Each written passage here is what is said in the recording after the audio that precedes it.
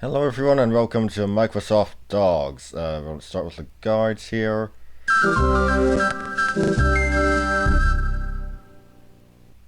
Desdemona, a dog talent agent. You know, running an employment agency for dogs isn't easy. When my husband, Bernard, may he rest in peace, came up with this idea 20 years ago, I thought he was nuts. I gotta admit, though, it's worked out better than I expected. I mean, you'd be surprised how many jobs there are out there for dogs. If you click on my picture in the corner, I'll show you what's hot and what's not in the canine working world. Okay, in the sporting life, let's go. In a business like this, you're always on the lookout for new talent. For instance, I had a Samoyed in here the other day with great references.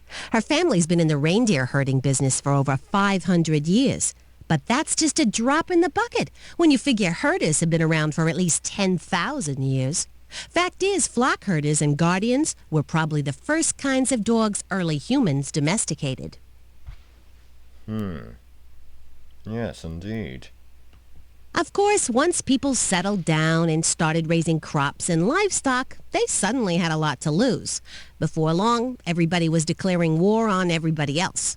Back then, nobody had guns, but dogs with spears or pots of boiling oil strapped to their backs could do an awful lot of damage to the enemy.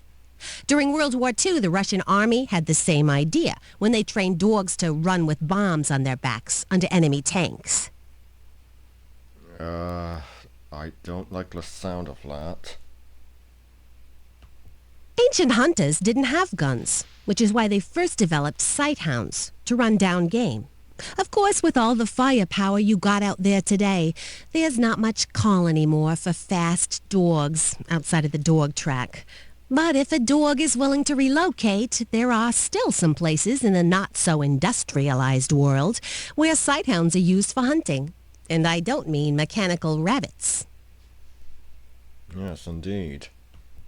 But if the hunting sighthound market is shrinking, the entertainment field is booming. These days, of course, everybody wants a movie contract, or at least a TV show. But in the old days, the circus was where it was at. Back then, poodles and Bichon Frise got most of the parts. Maybe because they were willing to cut their hair to match the clown's pom-poms. Maybe.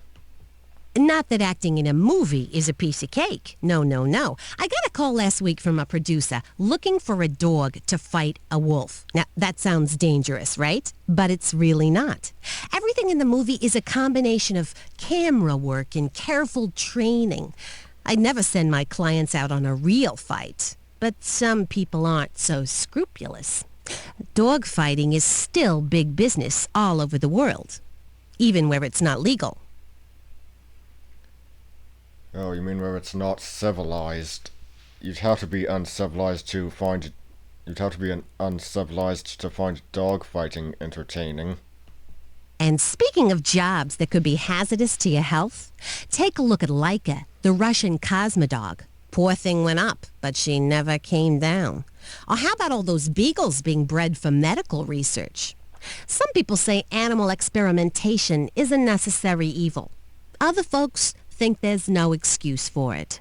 But wherever you stand on the issue, you got to admit, science careers are usually pretty tough on dogs. In my business, you run across all kinds. Sled dogs, for instance, they tend to be real workaholics. They're just not happy unless they're out there in freezing weather, hauling a heavy sled for hundreds of miles with just a couple of kibble breaks along the way. Hey, I couldn't do it, but it takes all kinds. The job market being what it is, it pays to be flexible. Some breeds are better at it than others, though, like German Shepherds. Believe me, you don't want to be up against a German Shepherd for a job. These dogs are experts at just about everything. Police work, guiding the blind. Why, in Switzerland, they even aced St. Bernards out of the search and rescue business. Yep, if there's one thing I've learned over the years, it's the importance of flexibility.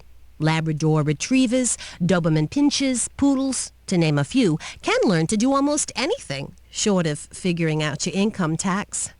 But some breeds are specialists. You'd never ask a podiatrist to perform heart surgery, so don't expect a basset hound to do the laundry. Fortunately, there'll always be work for a good scent hound. Just last week I got a dog a job with a truffle hunter over in France. Now, I don't mean those little chocolate candies. I'm talking fungus with a capital F. The things grow underground, and they cost a small fortune, like $60 or more an ounce. Sell a couple of pounds of those babies, and you can retire for the whole year.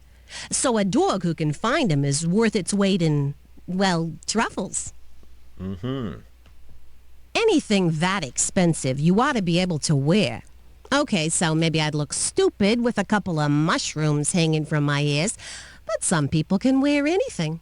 Take these Dalmatians, polka dots no less. If those dogs weren't so good looking, they might have been out of a job when gas engines replaced horse-drawn fire wagons. Nowadays, they're mostly just mascots. Nice work if you can get it, as my husband Bernard, may he rest in peace, used to say.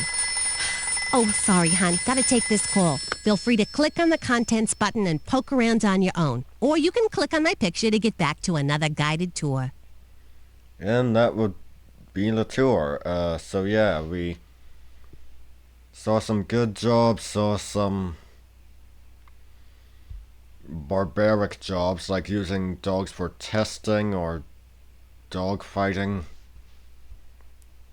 Anyway, I'm Brian Croydragon signing out. Stay straight.